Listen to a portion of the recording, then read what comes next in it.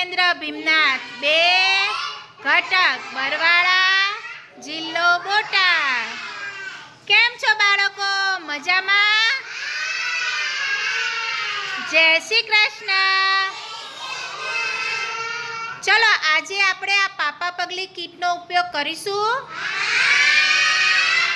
તો ચલો બધા પોતપોતાની કીટ ખોલો, એમાંથી ચિત્ર પોથી કાઢો.